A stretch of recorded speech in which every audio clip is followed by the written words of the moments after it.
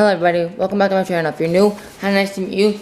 Today we'll be doing Trial and Robbery, Unlocking Greatness, page 106, the counterfeit significance.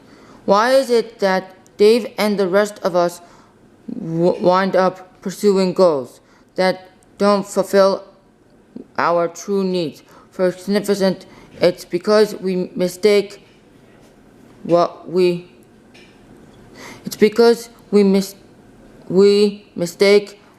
want for what we need. If you recall from the chapter 5, we pursue our desire, our wants, because we think they will satisfy our needs. Although there are myriad ways to satisfy each need, we pick a path not because it's the best method or the most efficient.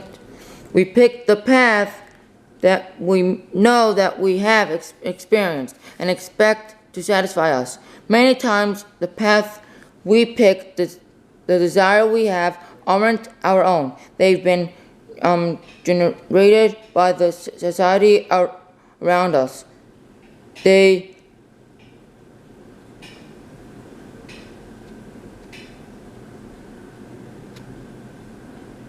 Many times the path we pick, the desires we have, aren't our own.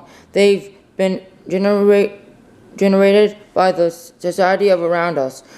The need for significance, it is innate. We are born with it. It's in our soul. We've been driven by it from the start. Ever since we were little, we've been vying to feel important. We felt that need even though we couldn't identify it.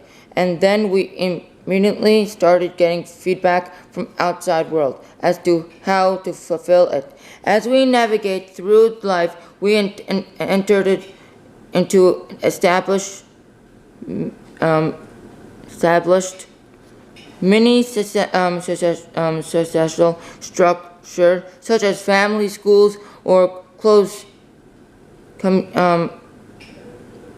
close-knit communities, and we're given the rules of significance for those many societies. The item that a particular mini society deemed significant became our own pursuit, and the reaction of those around us reinforced our neurological programming, which only created stronger neurological connection and a more focused scheme.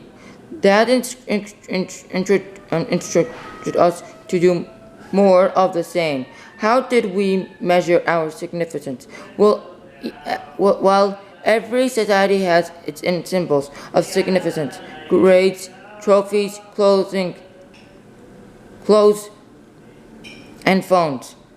We're just the beginning. As we got older, we continued to collect symbols to prove our worth. Houses, cars, titles, romantic partners, more. But collecting symbols isn't enough to feel significant. That's just the beginning. Once you have those symbols, then you need to compare what you have with your peer group to admire how significant you really are. Our pursuit of significance is not about fitting in. It's about standing out. It's about winning, achieving masteries, and dominates over your environment. Your test scores don't carry meaning unless you did better than someone else. The university that accepted you feels good when you see its rank compared to your friend. College acceptance, you feel popular on social media only once you find out how many friends your classmates have.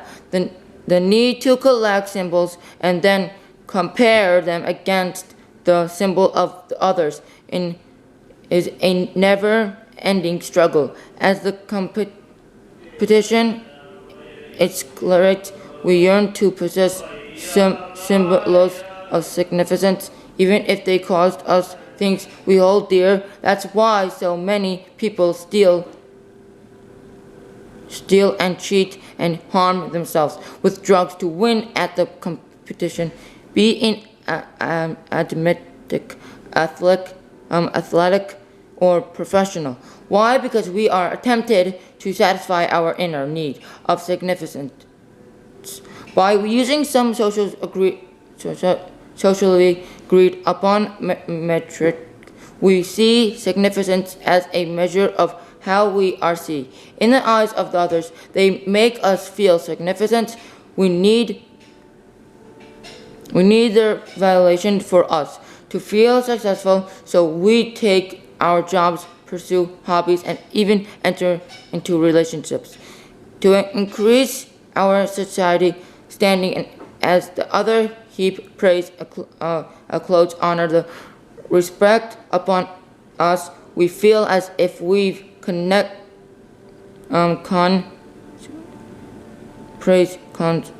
later, honor and respect upon us. We feel as if we've consumed another's quick and easy microwave dinner. We're full but not nourished. In chapter 5, we discussed the trap of materialism and how we mistakenly opted for cheaper ways to fulfill our metaphysical needs. We need to incline to material pleasures because they are easier to appreciate since we can sense them. 2 are enjoyable, only we experienced, and 3 need to be constantly upgraded. The trap of materialism is one of the primary cause of sadness and confusion. For people who have achieved success, the sensory nature of symbols of success makes it a clear sign of achievement.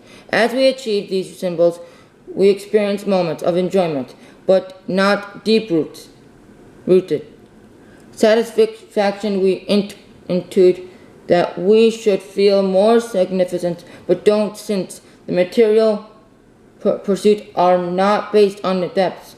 We are left wanting more, so we look around at those who have more and assume that our dissatisfaction is only because we need to upgrade our symbols. So we dig in out and work harder, but until we change what we're working towards, that feeling of true success and fulfillment will elude us. This never-ending cycle saps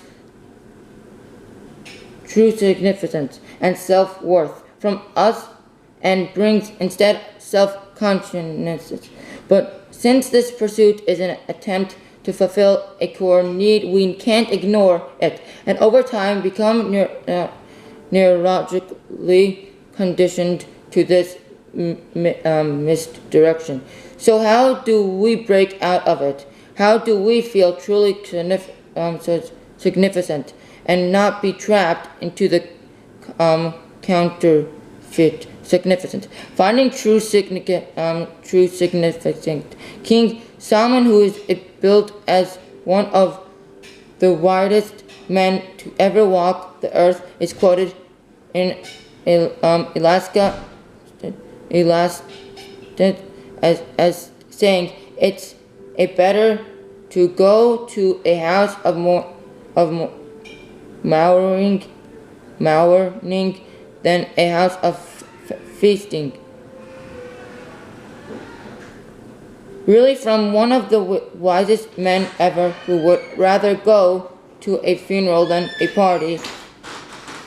King Solomon was getting at profound concepts from personal growth and resulting greatness. Come from grappling with your mortality. We are all going to die, all of us, and if more of us grappled with, learned from, and paid attention to that fact, perhaps we would live life more fully. As an Einen, famed author and creator of the James Bond series, said, "You only live twice, once when you are born and once when you look death in the face." I'll never forget reading the perspective of physician physiciatrist Ivan Yalom, MD, regarding his terminally ill cancer patients and open confrontation with death allows many patients to move into a mode of accidents that is richer than the ones that experienced a mode of accident. This is richer than the ones that is richer than the one that they experienced. A mode of accident. Period.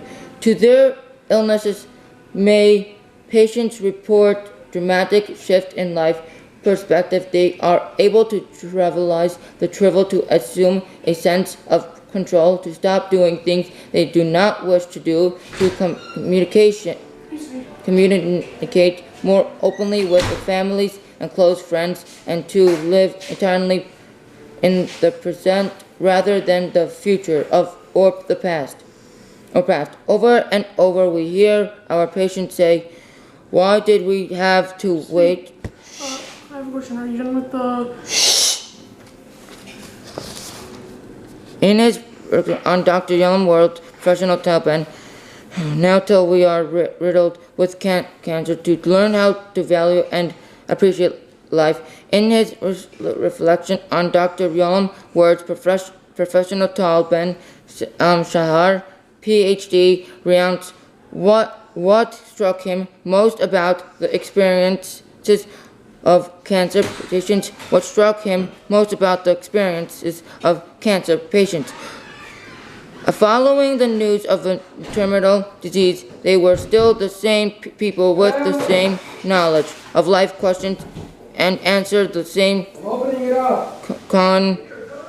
and emotional capacity. Yet their lives changed. They gained no new knowledge, but rather an acute awareness of what they knew all along. In other words, they had within them all along the knowledge of how they should live life. It was that they had ignored this knowledge or were not conscious of it. You have the knowledge of how you should live life. It's already within you. You've had it all along. Writing your allergy. Let's do a little exercise. I know it may entirely feel dark, but bear with me. Thank you very much for watching my video up to page 110.